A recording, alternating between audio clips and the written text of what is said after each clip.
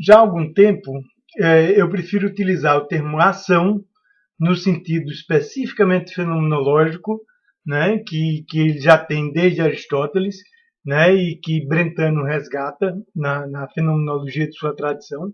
Né. Eu prefiro utilizar o termo ação ao termo contato em Gestalt. Né. Porque o termo contato, né, ele nunca foi muito bem definido. Né. Na verdade, ele é muito mal definido. Né? E ele ainda contém resíduos de uma perspectiva objetivista, né? Uma perspectiva que não é fenomenológica, que não é gestaltificativa. Né? O Peus foi genial, né? Em termos de desenvolvimento do método gestaltificativo, né? No desenvolvimento da sua gestalterapia. Né? Ele foi genial em termos metodológicos. Né? Em termos especificamente conceituais, em termos teóricos, né? Ele foi muito limitado. Né? Principalmente porque ele tinha uma apreensão, né? Intuitiva, né? Da metodologia gestaltificativa que ele desenvolveu no teatro expressionista. Né? A gestalterapia do Peus é expressionismo em terapia. Né? E o Peus foi muito bom em termos metodológicos. Né? Em termos teóricos, em termos conceituais, ele já não foi tão bom.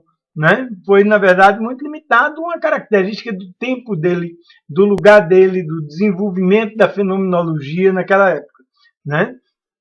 E o conceito de contato padece, né, dessas limitações teóricas do Peus. Né? O conceito de contato, né, no Gestalterapia, ele vai definir, né, como o movimento e a consciência do movimento, no sentido da assimilação das novidades assimiláveis e da rejeição das novidades não assimiláveis. Né? Ele vai, né, caminhando na direção de uma perspectiva fenomenológica, mas ele não chegou ainda numa perspectiva fenomenológica. Né? Ele ainda se mantém numa perspectiva objetivista e, naturalmente, é curioso a gente ver, né, como ele vai definir o contato e a fronteira de contato baseado na perspectiva da membrana celular, né? Numa perspectiva de assimilação, de rejeição, né? Ao nível da fronteira. Né? Quando, na verdade, essa perspectiva define uma perspectiva objetivista, né? Uma perspectiva de uma relação sujeito-objeto. Quer dizer, o tempo todo, o Peus, em termos da sua teorização, ele ainda se situa numa perspectiva sujeito-objeto. Né? Lá pelo capítulo 4 do Gestalt Therapy, né, ele vai chegando mais perto, né, quando ele vai tratar dos recursos do meio e das possibilidades na fronteira, ele vai chegando mais perto dessa perspectiva. Né?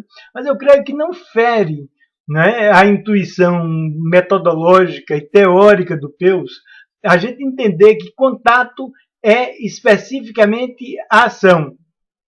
E o que está já muito bem definido como a ação desde Aristóteles, né? Na medida em que Aristóteles criou a fenomenologia com sua perspectiva de um empirismo da consciência.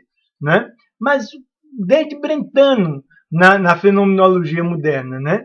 Que resgata a perspectiva da ação, né? E vai entender a ação como característica da vivência fenomenológica. Né? A vivência fenomenológica é ação, na medida em que a vivência fenomenológica é a vivência compreensiva, conscientemente pré-reflexiva, do desdobramento de possibilidades, né? Do processo formativo, né? De constituição da formação de figura e fundo da vivência a cada momento e de formação das coisas. Né? A ação é esse processo formativo. A ação é esse processo gestaltificativo. Né? A ação, efetivamente, eu entendo que é o que o Peus queria referir com o termo contato, né? Mas contato ainda, né, tem um resíduo objetivista muito grande, né? E, na verdade, não há por que utilizar o termo contato quando o termo ação já define tão bem a perspectiva fenomenológico-existencial, né? Então, a perspectiva fenomenológico-existencial gestaltificativa, né, da experiência gestáltica, da ética, da metodologia gestáltica, é uma perspectiva que privilegia a vivência do desdobramento da ação, como vivência do desdobramento de possibilidades, como vivência compreensiva, implicativa, fenomenológico-existencial e dialógica, né, do desdobramento de possibilidades, né? A ação é a fenomenologia gestaltificativa. Então, no lugar de contato, eu creio que nós podemos utilizar o termo ação,